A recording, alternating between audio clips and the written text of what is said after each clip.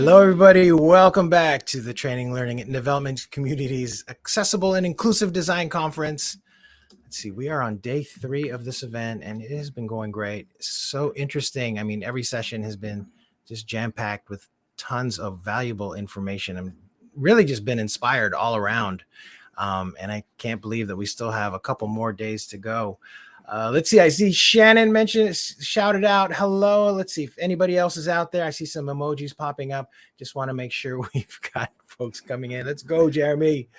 All right. So again, thanks for being here. This is the last session of the day. We've got a late one for you with my friend Alan Natachu, who has been supporting TLDC, has done a bunch of sessions with us so many times in the past. And I think from the very beginning, you have been focused on inclusion and accessibility. That has really always just been one of your primary passions, like in working with TLDC. And I admire you so much for that. You have such an interesting background, but let me read the bio from the website so everyone has it. All right. So Alan is a learning technology partner at Exact Sciences. He pivoted from an artist career working with the likes of ABC and Disney to the Smithsonian to a training career where he was hired as a creative at Apple, working 2 years in a technology trainer role. Alan's work with Apple gave him the skills to be an extraordinary and innovative trainer for faculty and staff in higher ed. Spent a decade in the higher ed space before making the switch to corporate L&D in 2019. I was there when that happened. I remember that. He is a presentation geek who loves emerging L&D technologies and is passionate for making all of his content accessible. Alan, thank you so much for participating in the event. You were definitely one of the first people I thought of when we started programming this one, and I'm looking forward to your presentation. Plain language is not as plain as you think. And with that, I'm going to go ahead and I'm just going to hide myself from the screen and let you take it away. All right. I'm going to fire up my screen share. Hello, everyone. Let's go ahead and get this party started. All right. Just a quick check. Can y'all see my screen in the chat or give me a thumbs up? All right. So welcome to today's session. A little bit about me is that actually, is it kind of dark or is it just me on my end? The screen share before I get a little bit. Okay, it's good. Okay, good. All right. So a little bit about me. Luis told a little bit about my backstory, but I'm going to go just a little bit back further so that we can talk about where I started and where I ended up. Before becoming an ID, before going into learning and development, I wanted to be an artist. I wanted to be a poet. I wanted to be a filmmaker. I wanted to be an actor. I wanted to do all the things. I went to school at the Institute of American Indian Arts in Santa Fe, New Mexico. I got a chance to work with Disney through them, ABC Disney. Through that school, I was able to send art across the nation, internationally, and the biggest venue I got was the Smithsonian National Museum of American Indian, and that was all cool, but needed to pay the bills. I didn't know how I could manage an art career and still make money, so found a job with Apple, and then I wound up at Madison Area Technical College, and I wound up at Exact Sciences. Now, why do I start off with this? Well, I want to tell you a little bit about my accessibility story. Going back to the Institute of American Indian Arts, for a long time, I wanted to be a poet, but I spent a lot of time looking at lines of text. And I spent a long time arranging words, rearranging words, trying to find new ways of saying the same thing. And it got to a point where it just got too much for me, too much in my head. So I decided to stop. Fast forward several years later, and then I found myself captioning in kind of a similar situation where I was formatting text, getting frustrated, but then I realized this is kind of like poetry that I was working on. But instead of me coming up with the content and me coming up with the vision, I have these markers. I have the text in front of me. I just have to make it look good. So I got really into captioning after that. And I love captioning, by the way. It's one of the things that I am passionate about. And this simple language is something that I'm equally passionate about as well. I try to take language and simplify it so that we can all learn. Now, one of the things I like to mention here before we go on, we're going to set up a couple of rules, and I'm going to break one of those rules. Couple of rules. First off, we're going to talk. We're going to deal a lot with simplicity and reading level. The rule I'm going to break is I'm going to be reading a lot of content from the slides, just because I couldn't find a way, graphically or otherwise, to show plain language. So there's going to be a lot of reading the slide, and I apologize in advance. Let's start off with some definitions. I really like this definition from the Center for Plain Language. It is a communication. Plain language is a communication into plain language if its wording, structure, and design are so clear that the intended readers can easily find what they need, understand what they find, and use that information. Very clear, very concise. Still a little dry. Some people think plain language is just oversimplification, maybe even baby talk, but that's not the case. That's why I found this second definition from plainlanguage.gov. Plain language is clear language. It is simple and direct, but not simplistic or patronizing. Using plain language doesn't mean everyone's writing must sound the same. There's no one right way to express an idea. Every thought can be expressed in many different ways, and variety comes from the individual way we approach an idea or writing task. There's plenty of room for your own style, but it will only blossom once you have overcome the poor writing habits that are typical of most government writing SMEs. Excuse me. Yeah, we'll talk about SMEs in a moment. So let's get into some numbers now. This number is very important. 21% or 1 in 5. I have the chat loaded on my side screen here. Can people tell me what that might be? Why would this number be important in terms of plain language? Give it a moment to see if anyone will answer that.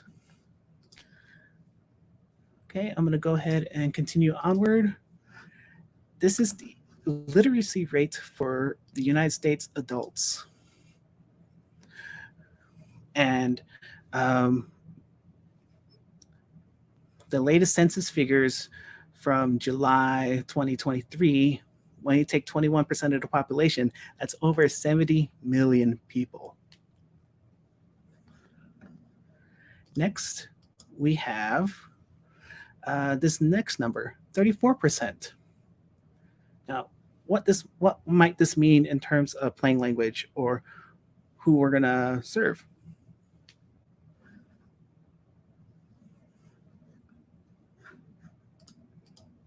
See, non-native English speakers. That's a good one. That's close. Adults who lack proficiency born outside of the US. So over a third of people who maybe have English as a second language, they may not be proficient in English. So they lack that proficiency. And this is my favorite number only because it's quite big. $2 billion. Now, this is interesting because as I was doing research for this, I found out that this is the cost of low levels of literacy in the US annually. And Andrea has a question. Does this mean we can add the two numbers up? 21% plus 34%? I honestly don't know the math on that. I thought I could because I was thinking maybe it's a third of that 70 million. And even of a third of the 70 million, that's still a lot.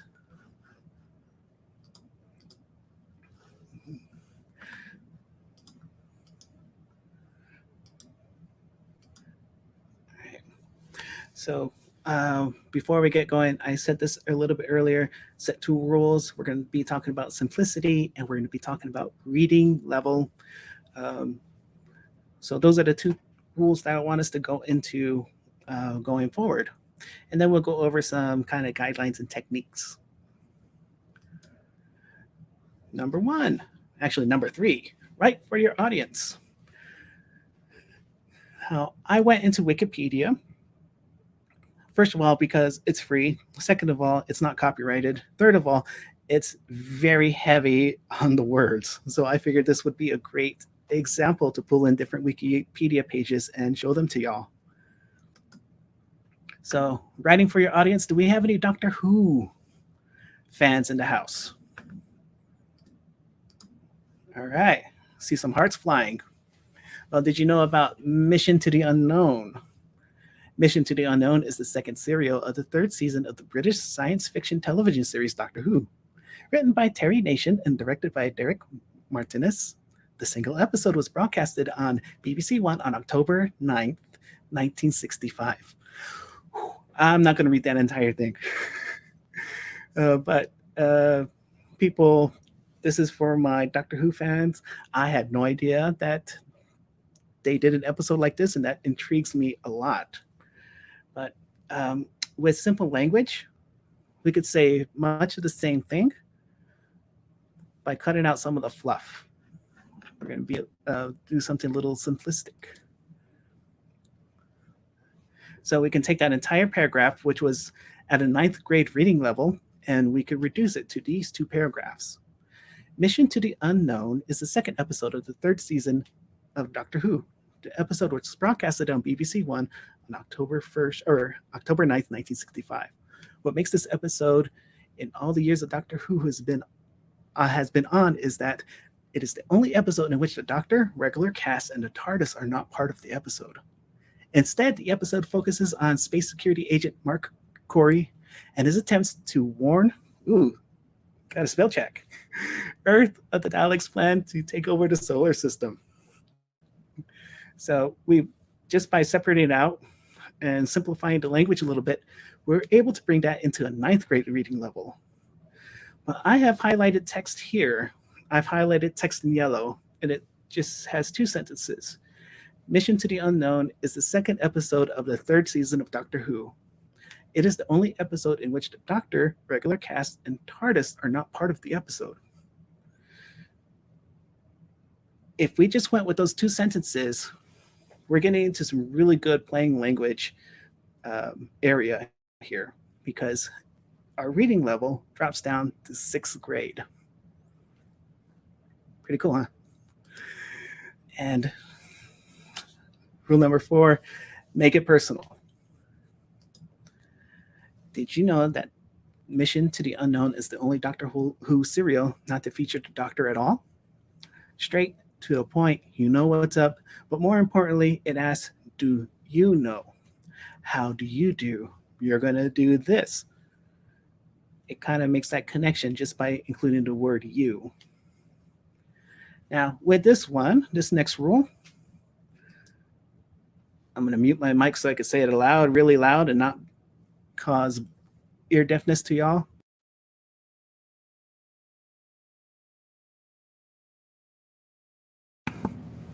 Hopefully I didn't scare my cats or my wife. So what that means is we all work with SMEs. Sometimes they have a different writing style. That's because they're writing for their audience, their people. So from Wikipedia, I copied this about jet engine and how it works.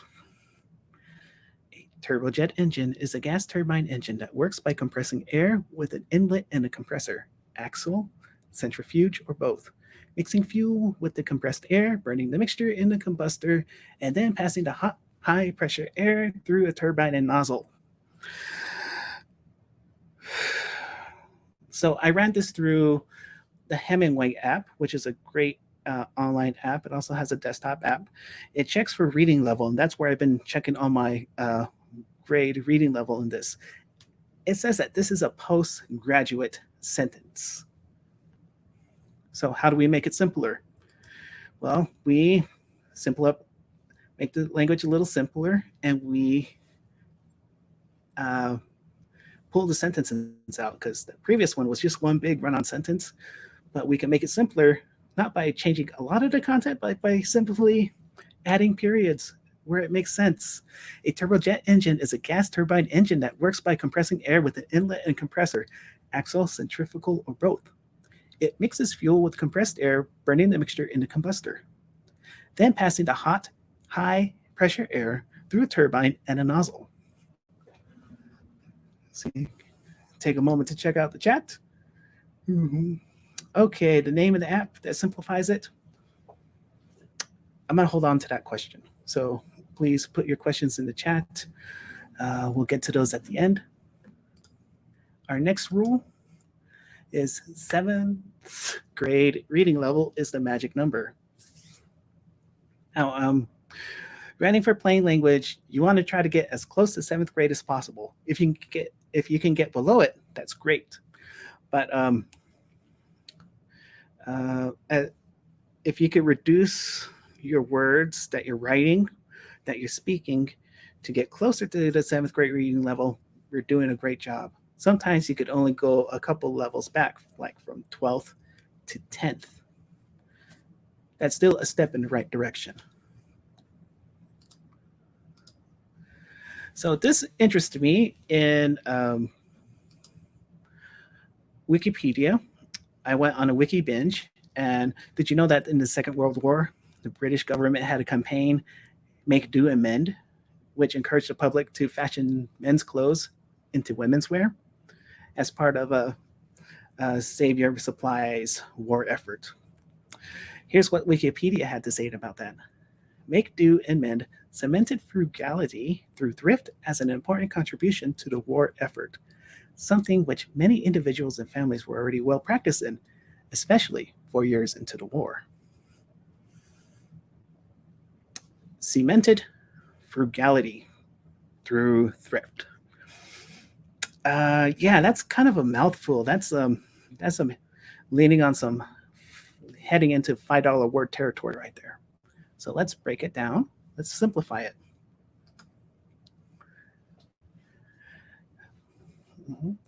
During the war, people found ways to be thrifty and save. They called it Make Do and Mend. This was a way to help with the war effort. Many families were already good at this, especially after 4 years of war. Now, the previous paragraph was a postdoctorate paragraph again. When I ran this through the Hemingway app, this new modified version, it said it was a grade 3. I thought to myself, why is that? That's because I put everything in an individual sentence. If I left it as a paragraph with the 3 sentences, it would have been a grade 5. I'm checking in my chat. What situation would writing at a 7th grade reading level not apply?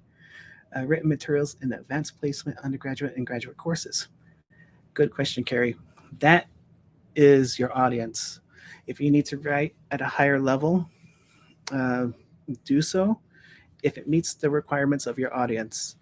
I would still avoid things like jargon, acronyms. If you use acronyms, spell them out, acronym, and then reuse the acronym again later. If it's been a while since you used the acronym, pull it back up.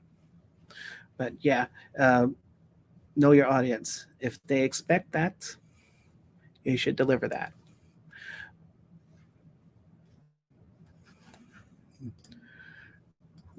You're welcome. All right, next rule, proofread and correct. And yes, I did intend to write it out like that. This is for the neurodivergent folk. Some of you are looking at the word proofread and can't get away from it. You're looking at it and looking at it and looking at it and maybe not even listening to me now. Simple language. We've been talking a little bit about, language mechanics, grade levels and whatnot. But proofread your content. Make people focused on what you're trying to say versus what you didn't say or what you forgot. Now, however you proofread and correct, that's up to you. But after you get done proofreading and correcting, you want to take it for a test drive. And when you're done test driving it, launch. The proofread, test drive, and launch phase, that's very similar to any other project that we would do.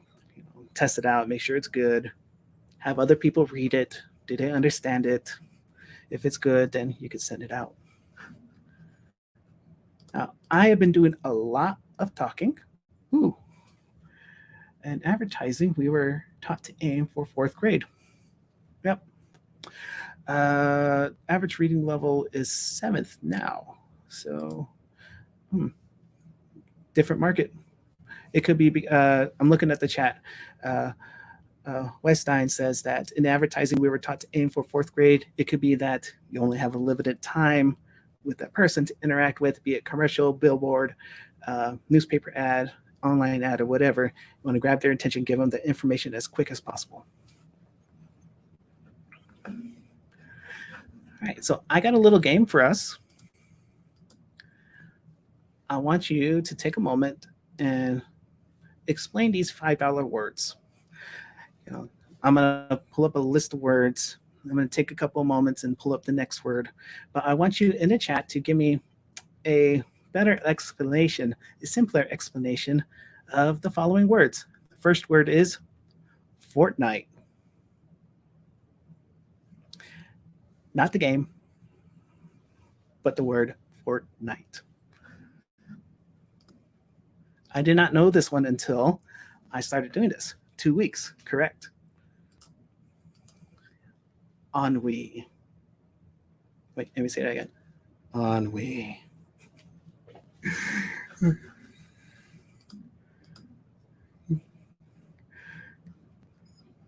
Boring, irritated, bored. Bored's a good one. Spirit of the thing. Feeling of dissatisfaction for being bored. French sadness. All right, next word. Granular.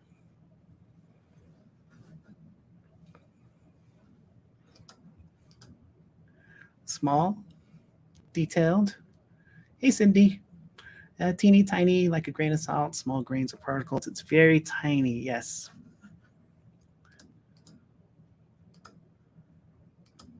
Accolade or accolade, depending on how you pronounce it.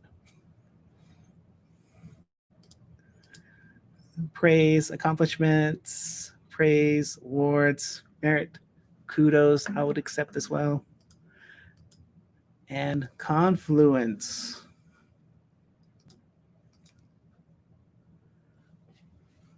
It's a meeting, a merge, coming together, a center point, group of people coming together. Now, I bring this to us because these are large words. They could be complicated words, but we are able to find within seconds alternatives to say the same thing, but in a simpler way. So plain language, we've been talking about the US a lot. Plain language actually is international. I'm going to stop my presentation and I will show you my screen. Now I have my screen popping up. Let me bring this up. Oh no. I forgot I had to restart this. So give me one moment. Plain Language International. There's a couple resources that I'd like to share with you in terms of international's plain language.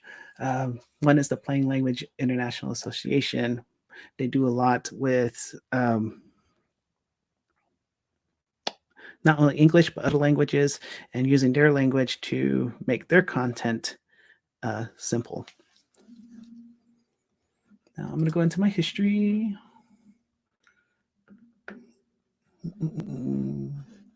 Dang, I had to restart Chrome before I hopped on here. I thought I had all my tabs loaded up, but I do not. So clarity. There's another one. That's the other one. clarity is for legal people. So if you work in legal, work in government, you might want to be you might be interested in this, but it's plain language in the legal field, and they're working on an international level to get it out to the people who work in those industries. Another thing that plain language does for international people, it makes things simple to translate. When we start writing and we use those big words and we start using complicated sentences, multiple commas and whatnot, that could get very hard to translate. Um, all I can think of is translating in German, how hard that was because I had that in high school. So yeah, that's one thing that plain language internationally, if we make it simple, it makes it easy to travel across borders because it's easier to translate.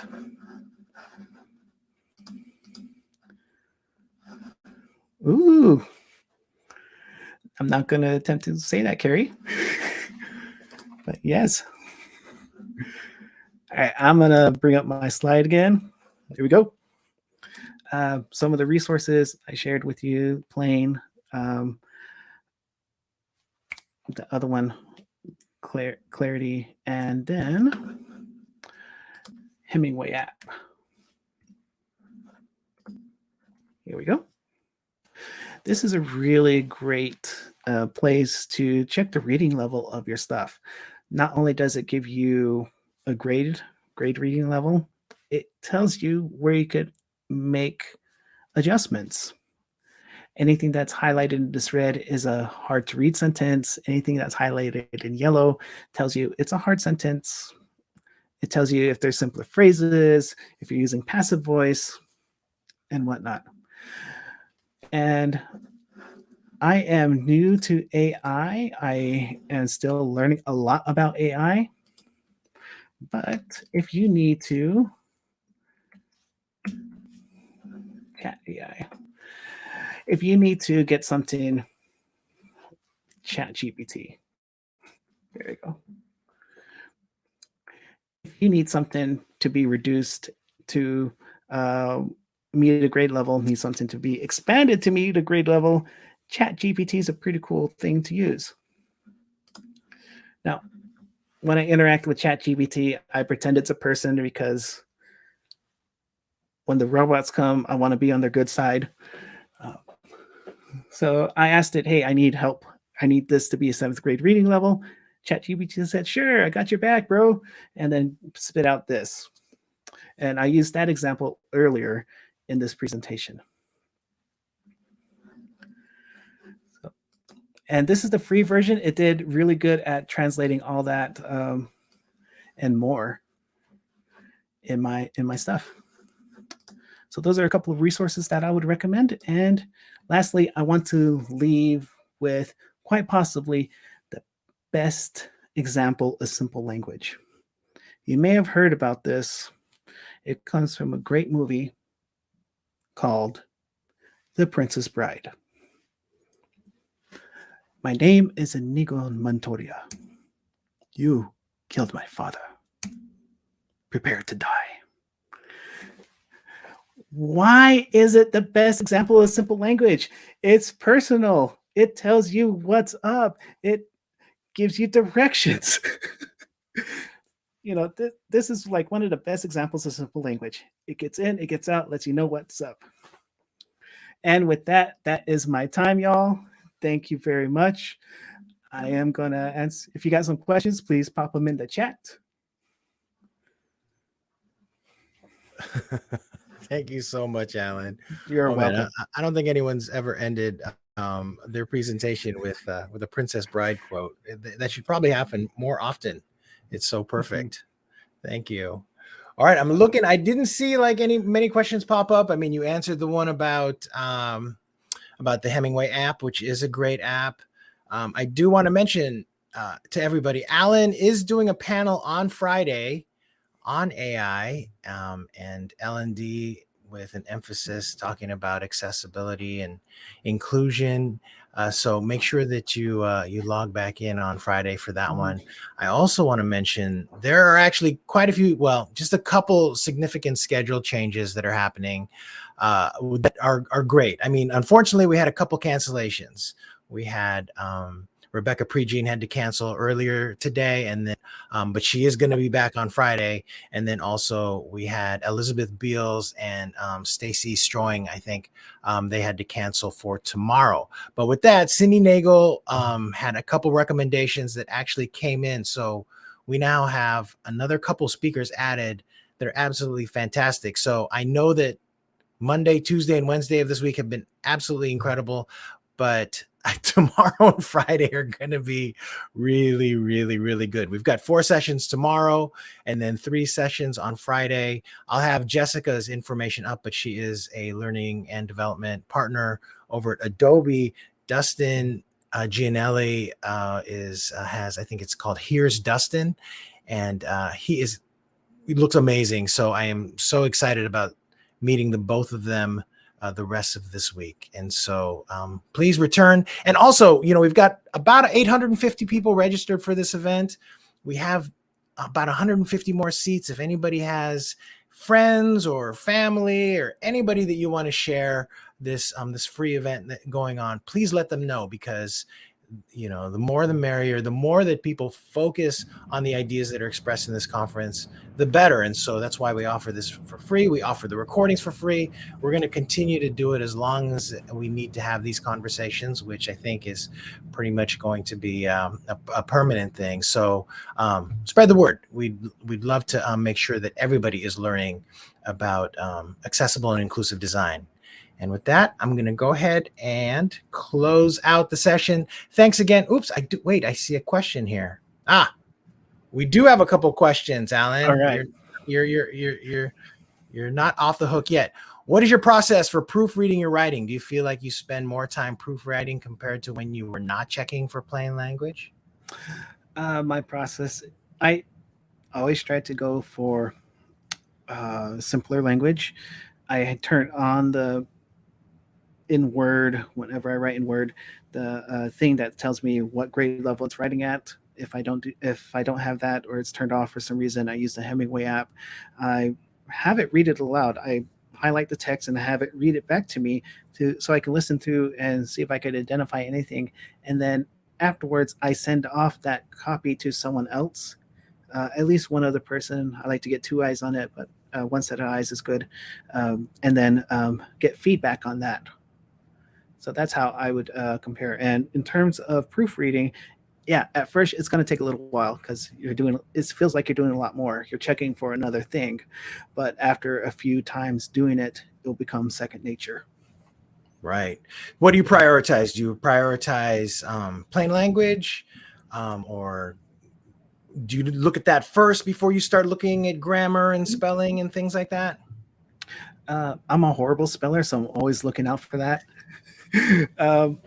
But what I prioritize is the content, make sure it's represented accurately, and the formatting. One thing with plain language is that you should format it like a web page. If you visit like Wikipedia, you have the title of the page, you have different headings, and it tells you what you're going to go into. The links describe where you're going to be transported to when you click on them. So when I proofread, I tend to do that. I scan it to make sure that it has a hierarchy. I also check for grammar. And there are other tools out there like Grammarly can help check for grammar. And I'm blanking on others, but yeah. Yeah. I actually, for a while, I was using something called writer.io, which is now really focusing on kind of AI generated content. But tools like Grammarly and the Hemingway app are absolutely incredible. And of course, ChatGPT, that can write in a variety of different styles as well, which is a really big deal. So yes.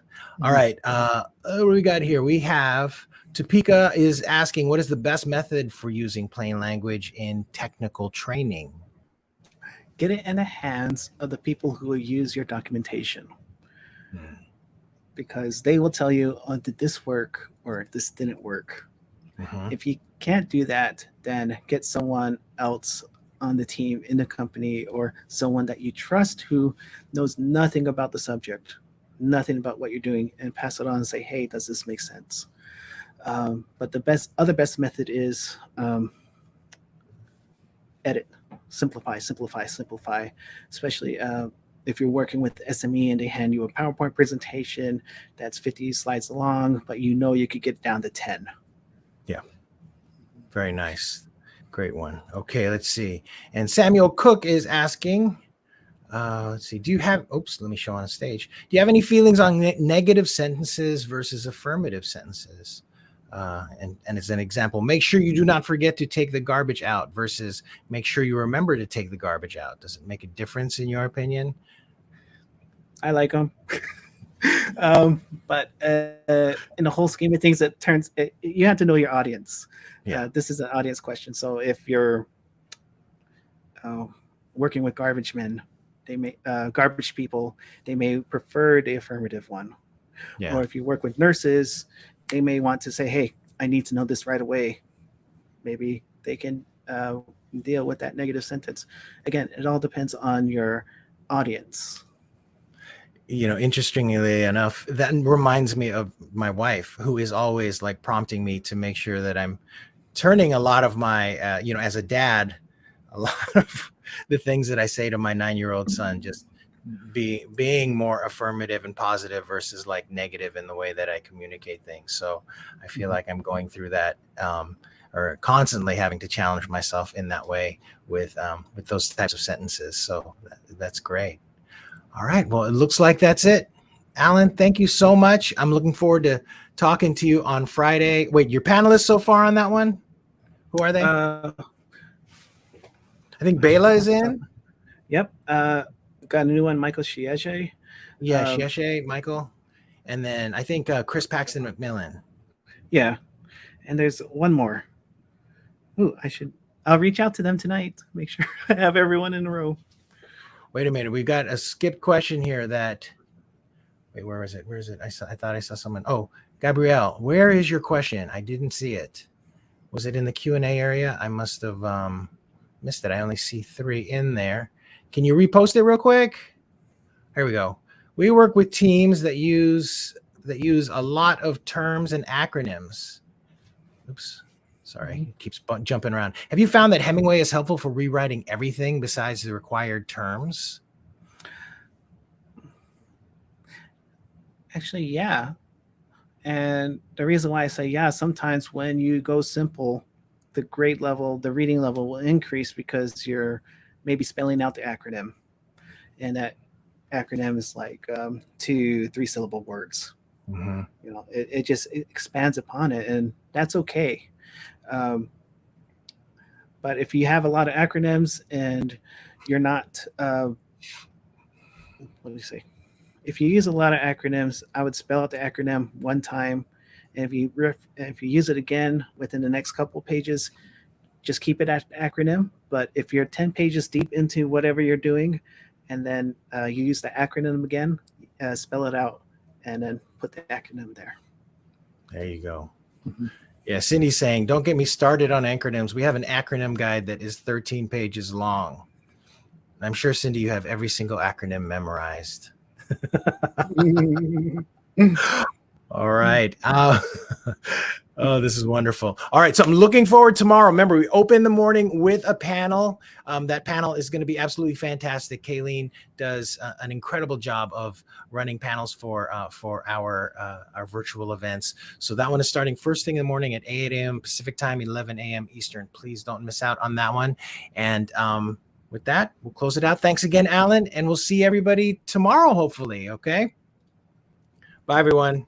Bye.